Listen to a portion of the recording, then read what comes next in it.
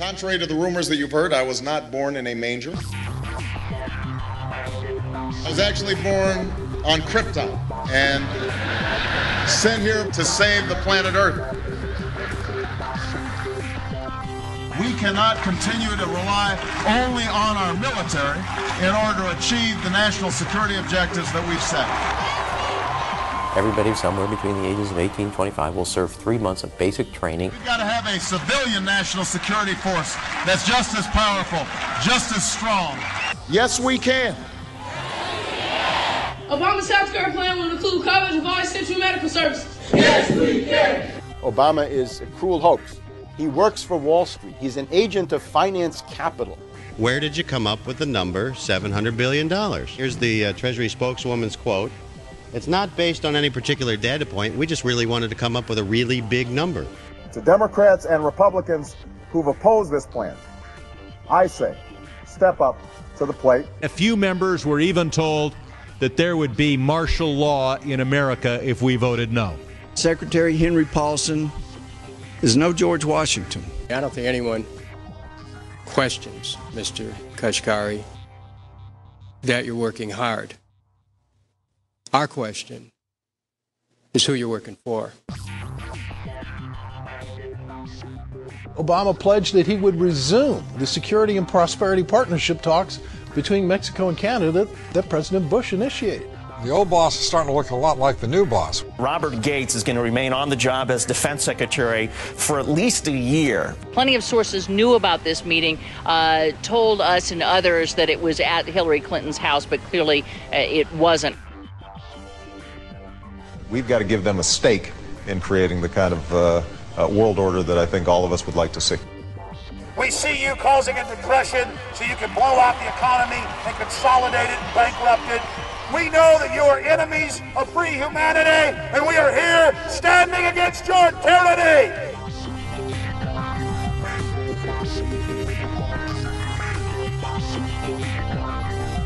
The Obama Deception. The truth strikes back.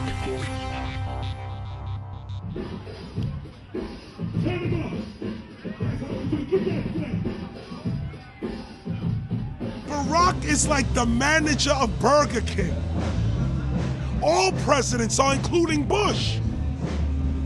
It's like this: when your fries are cold, if your burger is not done right, you go back to Burger King, America, or your government, and you say, my burger's cold, I want new fries.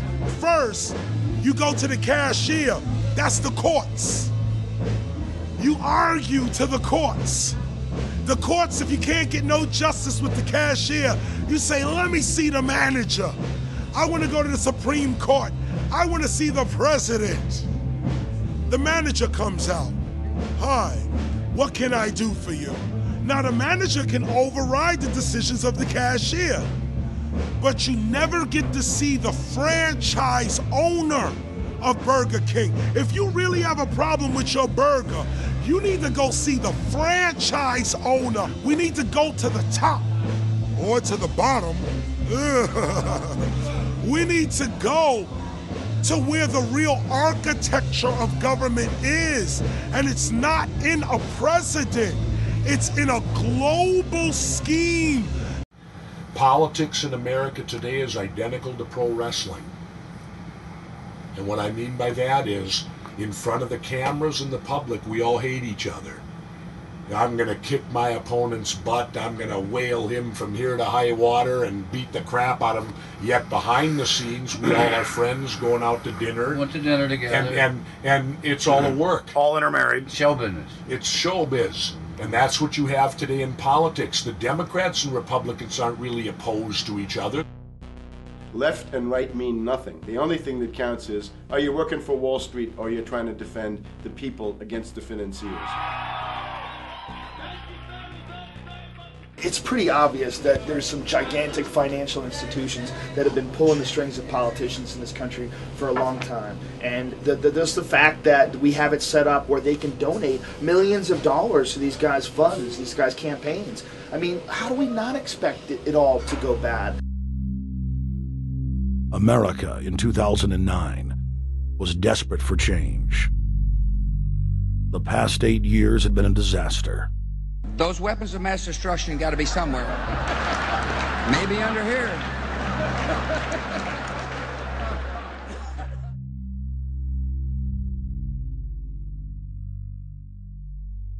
George W. Bush, who had claimed to be a conservative, had tripled the size of the federal government, shredded the Constitution, and destroyed the image of the United States worldwide. Nope, no weapons over there.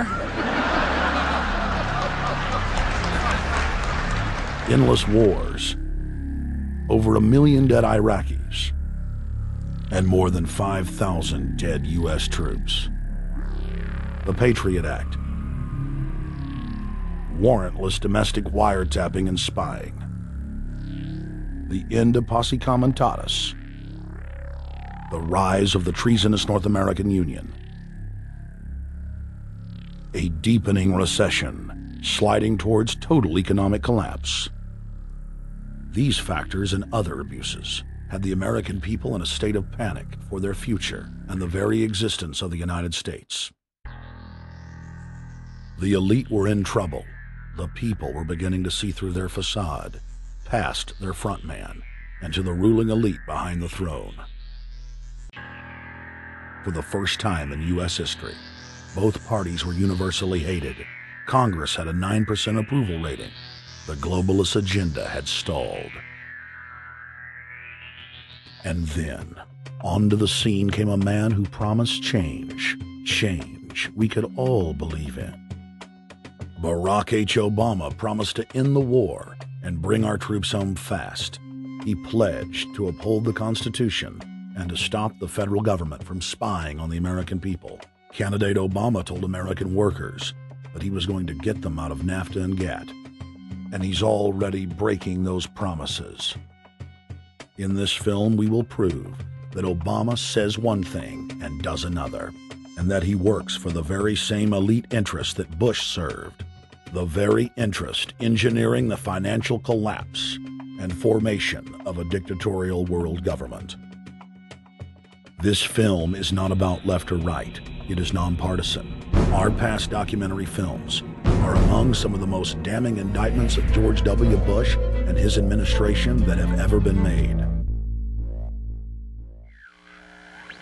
If humanity has any hope of effecting real change for the better, it will not come from the Madison Avenue false reality makers who have cast Barack Obama as the savior of the world.